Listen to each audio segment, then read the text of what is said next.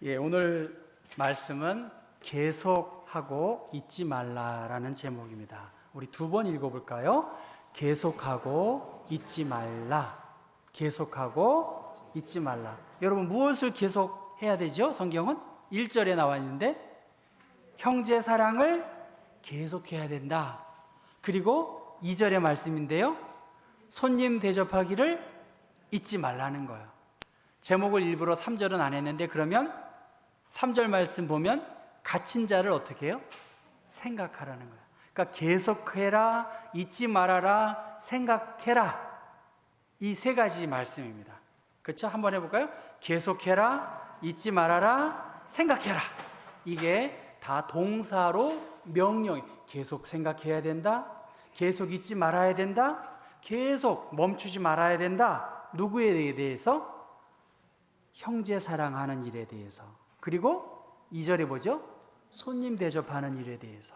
3절은 뭐죠? 갇힌 자를 생각하는 것에 계속 하라는 것입니다. 계속 형제를 사랑해야 된다. 그리고 손님을 대접해야 된다. 그리고 갇힌 자가 있었다. 당시 상황을 이렇게 생각해 보면 형제를 사랑하지 않는 상황이었고요, 손님들이 혹은 나그네들이 많이 있었던 상황이고, 갇힌 자가 있었다는 것으로 미루어 봐서 히브리서 10장의 말씀을 보면 이 히브리서의 배경은 고난의 싸움을 많이 견디어내었어요. 시련과 어려움이 있었습니다. 너희들 또한 그 시절이 있어서 처음 시절을 되새기십시오. 여러분은 때로는 모욕과 환난을 당하여 구경거리가 되기도 했지 않았습니까? 그런 처지에 놓인 사람들의 친구가 되도록 힘을 써주십시오. 여러분들은 더 좋고 더 영구한 재산이 있다는 것을 알고 그러한 힘든 어려운 일들을 기쁨으로 넉넉히 감내해야 됩니다. 그렇게 말합니다. 힘들어요. 어려워요. 그래서 박해가 있었어요. 그런 가운데에서도 형제를 사랑하고 손님을 대접하고 갇힌 자를 생각하라고 하는 것은 비록 현실은 힘들지만 영구한 재산이 있다는 것, 더 좋은 하나님의 나라의 주인공이 된 존재임을 알고서 그렇게 하는 것이 그리스도인이다. 그렇게 말합니다. 그래서 이게 자료가 많지 않아서 제가 이런 걸로 해서 죄송한데요, 히브리서와 야고보서는 숨겨진 보물 중에 보물이다라고 어떤 성서학자는 말하는데, 특별히 액션이에요. 이 히브리서에는 예수님이 어떤 분이신지를 많이 하면서 로마서와 비슷하게, 그러면 우리의 삶에서 어떤 액션을 취해야 되느냐, 특별히 브라더스예요. 형제들, 스트레인저스예요. 낯선 사람들, 프리즈너스예요. 감옥에 갇혀 있는 사람들을 위해서 오늘 이 그림은 뭐죠? 마음을 좀 열고 대문을 좀 열어라는 거예요. 여러분, 요새는 무슨 소리 하실 건 무슨 대문을 열어, 또 닫혀야지. 그런데 힘들고 어려운 상황에서 너희들의 마음을 좀 활짝 열어라. 누구에게? 형제 자매들, 낯선 사람들, 그리고 감옥에 갇혀 있는 사람들. 여기서 감옥에 갇혀 있는 사람들은 복음을 증거하다가 핍박당하여 감옥에 갇힌 그들을 포함하는 것입니다. 그래서 히브리서는 이 어려운 사람 중에 있는 사람들을 생각하면서 이론적으로만 예수님을 아는 것이 아니라 생활 속에서 실천하여서 예수를 깊이 생각하고 예수를 바라보고 너희들이 이 어려운 사람들에게 거룩한 행위들을 드러내는 것. 그래서 13장의 결론적으로 하나님이 기뻐하시는 제사, 그리고 축복과 끝 인사로 13장이 끝나는데, 오늘 우리가 읽지 않았지만 형제를 사랑하고 손님을 대접하고 갇힌 자를 돌보는 것처럼 4절에 뭐라고 말하죠? 결혼 생활을, 부부 생활을 잘 해라. 성적으로 타락하지도 말고 돈으로 인해서 돈을 사랑하지 말고 있는 것을 족한 줄로 여겨라. 주님이 담대히 도와주시는 것을 알기 때문에 주님으로 인해 기뻐하고 만족하라고 그렇게 성경은 이어가고 있습니다. 오늘 첫 번째 1절의 말씀입니다. 형제 사랑하기를 계속해라. 하나님의 백성을 특징 짓는 삶의 덕목 중에 넘버원은 형제 사랑입니다. 여러분, 형제 사랑이 참 어렵습니다. 이 형제 사랑, 아까 말했던 로스앤젤레스처럼 형제 사랑이라는 뜻을 담고 있는 미국의 또 하나의 지역이 어디죠? 필라델피아예요. 그렇죠? 필라델피아. 그러니까 이 필라델피아는 사랑과 형제라는 두 단어가 합쳐진 겁니다. 형제 사랑의 도시. 참 이름도 잘 져요. 그렇죠? 형제 사랑의 도시가 필라델피아입니다. 그리고 필라델피아는 또 어디 나오죠? 요한계시록.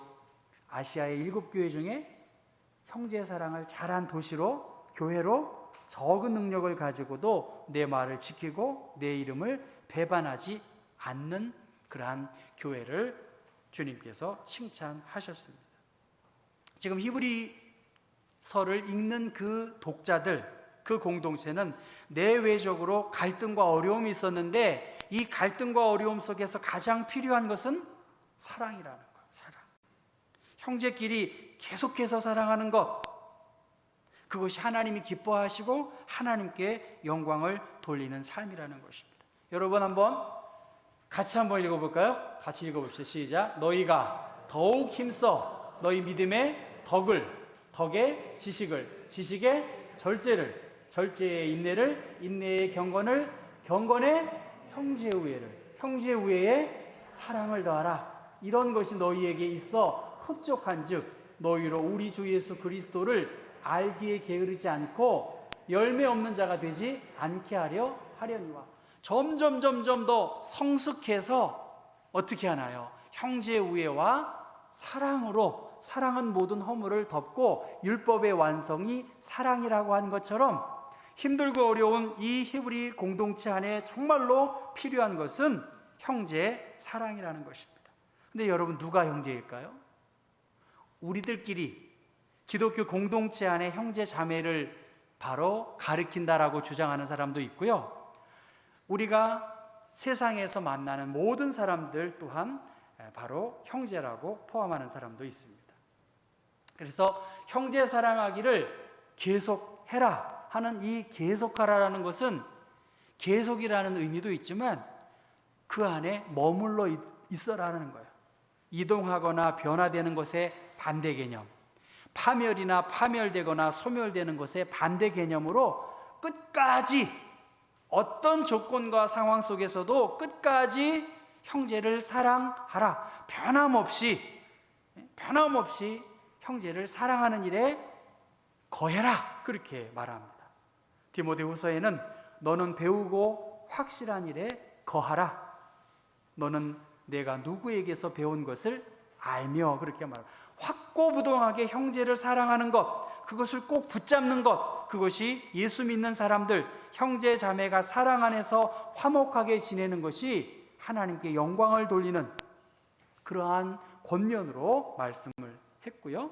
두 번째 2절 말씀에 손님 대접하기를 잊지 말라 그렇게 말했습니다. 여기서 손님 대접하기를 잊지 말라는 이 손님은 나그네라고 표현하기도 하고요, 외국인도 포함됩니다.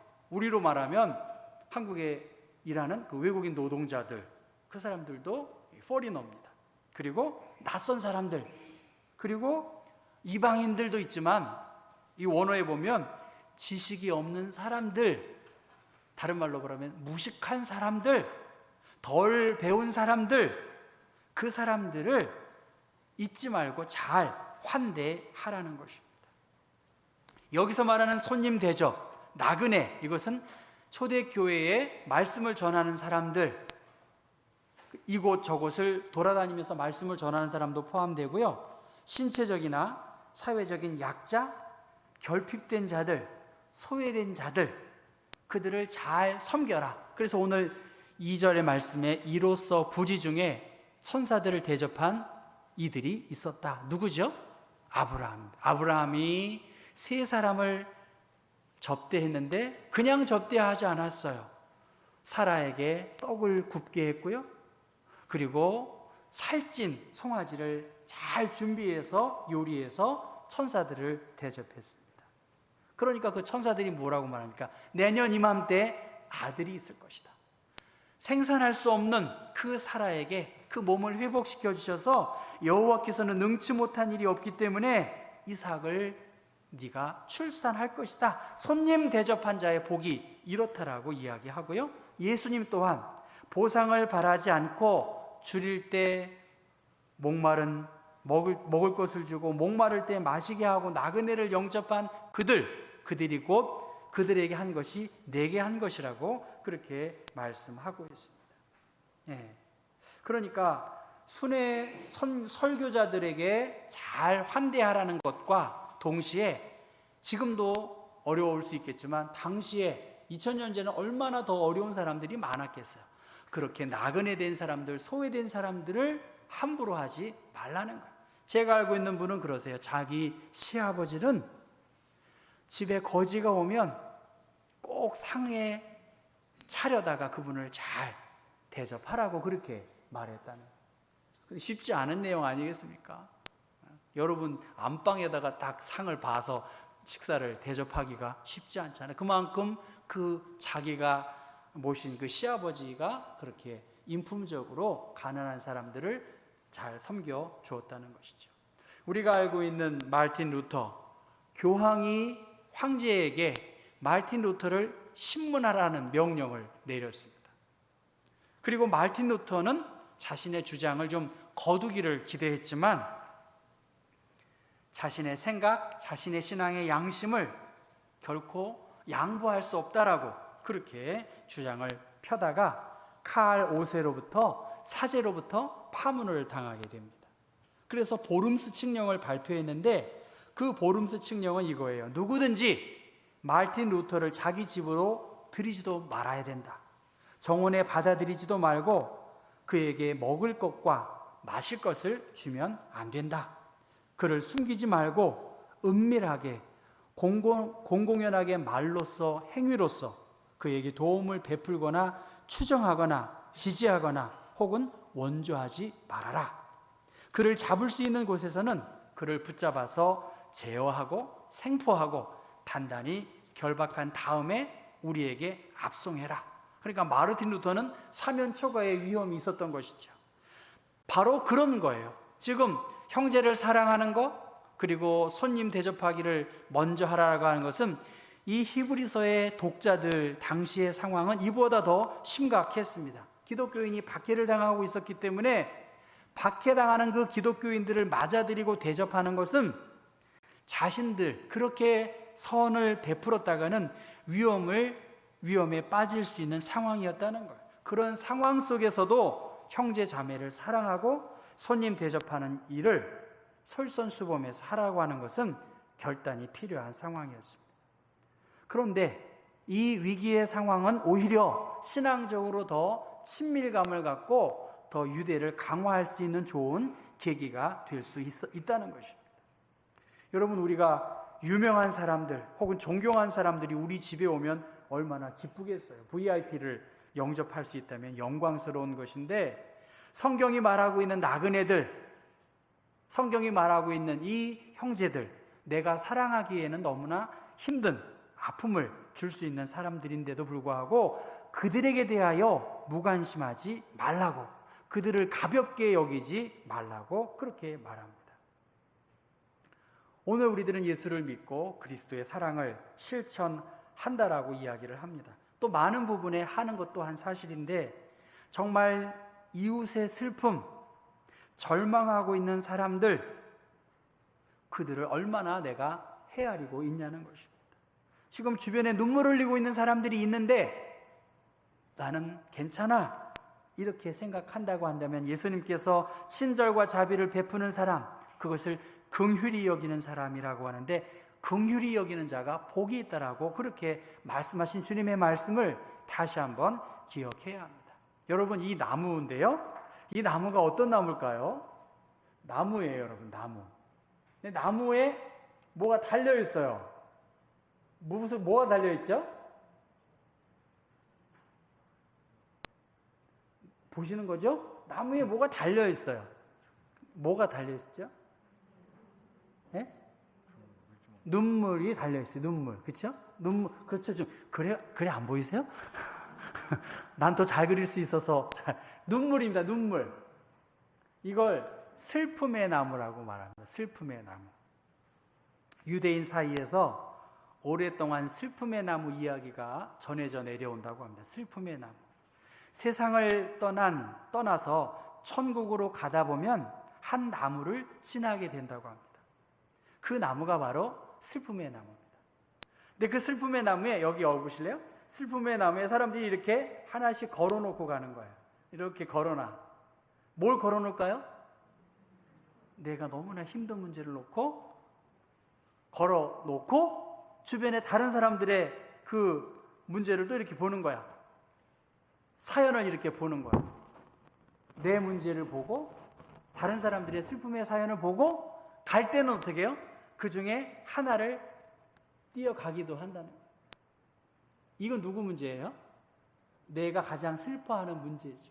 그렇죠? 그런데 그 기사를, 그 슬픔의 나무에 걸려있는 많은 기사의 내용들을 이렇게 둘러보니까 어떻게 될까요? 마지막에는 자기의 문제를 가지고 이렇게 간다는 거예요.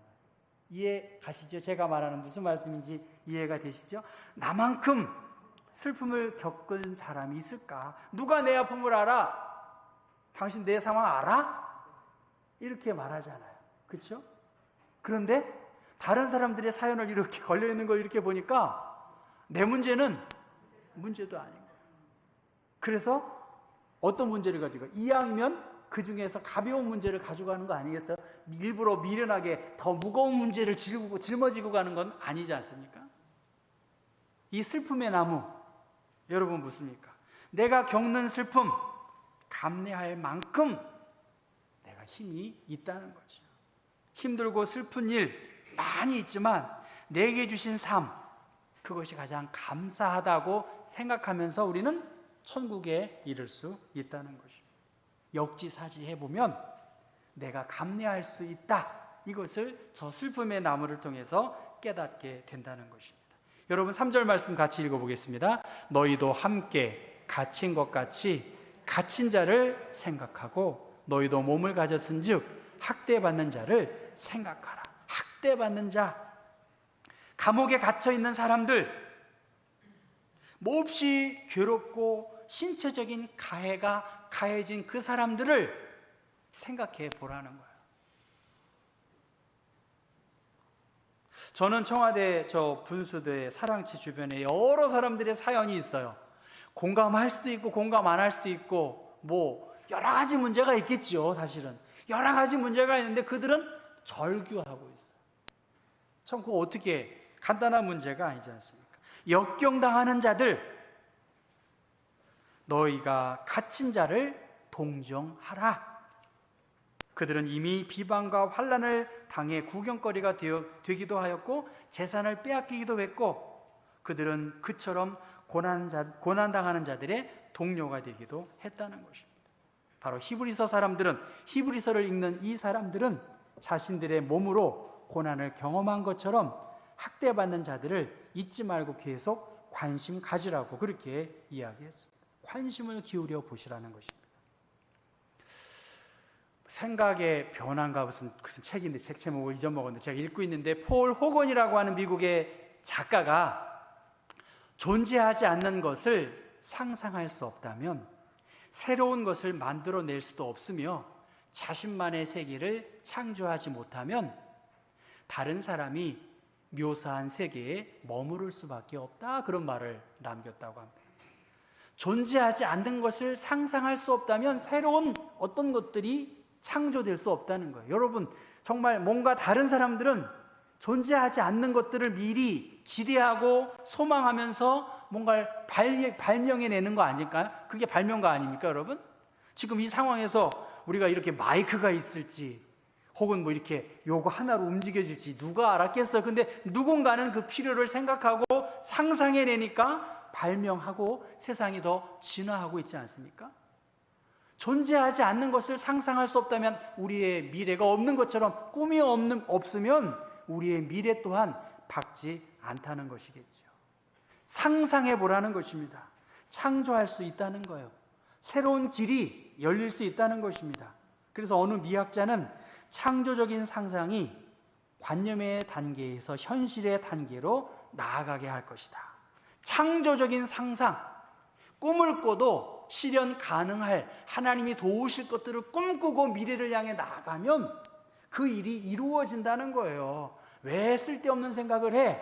이렇게 할 것이 아니라 우리 경복교회도 그래요. 좀 제가 하고 싶은 일이 많지만 그냥 가만히 있어야 되겠다 그런 생각이 많아요. 생각해보면 많이 그래도 조금 바꾸면 교회가 더 나아질 수 있는데 그걸 그러면 안 됩니다 이렇게 말하면 제가 굳이 뭘 말하겠어요. 바꿀 게 참 많이 있지 않습니까, 여러분? 한번 생각해 보라는 것입니다. 예수님은 히브리서 2장의 말씀에 자녀들은 혈과 육에 속하였음에 예수님도 그도 또한 같은 모양으로 혈과 육을 함께 지니심은 죽음을 통하여 죽음의 세력을 잡은 자 곧 마귀를 멸하셨다는, 육신의 몸을 입고 오셔서 마귀를 멸하는 그러한 힘을 발휘했다는 겁니다. 그 뒤에 그러므로부터 읽어볼까요? 그러므로 그가 범사에 형제들과 같이 되심이 마땅하도다. 이는 하나님의 일에 자비하고 신실한 대제사장이 되어 백성의 죄를 속량하려 하심이라. 예수님은 우리의 대제사장으로 친히 고난당하심으로 인간의 고통과 아픔을 감내하셨다는 것입니다. 예수님께서 몸을 가지셔서 우리와 같은 처지가 되어주셨기 때문에 우리의 모든 눈물의 문제를 하나님은 예수님을 통하여서 공감하도록 그렇게 말씀하셨습니다. 페이스북에 어떤 분이 이런 걸 올렸더라고요. 얼마나 화가 나면 마스크로 말을 못하게 입을 막았을까? 얼마나 화가 나면 서로 만나지 못하게 거리를 두게 할까? 얼마나 화가 나면 더러운 검은 손 깨끗이 씻으라 했을까? 하늘을 두려워하자 하늘이 화났어. 그런 시가 있습니다. 내가 알고 있는 이웃들, 내가 알지 못하는 수많은 이웃들, 그들의 어려움이 있다는 거예요. 내가 보기에는 너무나 아무 근심 걱정 없는 것 같은데 그분은 몸도 아프고 마음이 쓸쓸하고 외롭고 곤고하게 하루를 살아가는 이름 모를 많은 사람이 우리 주변에 있다는 것입니다. 이왕이면 예수를 잘 믿어야 되겠다고 하나님을 사랑하고 예배 가운데 정말 주님의 임재를 소원하는 사람이 있어요.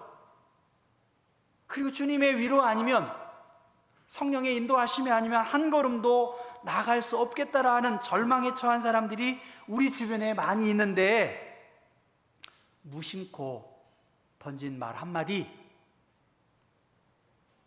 외면해버리는 눈빛, 우리의 어색한 상대방을 불편하게 하는 제스처, 이런 것들로 인해서 그들이 울 수도 있고 커다란 상처를 남길 수 있다는 것입니다. 코로나 전염병으로 인해서 힘든 상황입니다. 이 히브리서 공동체 또한 힘든 상황이에요.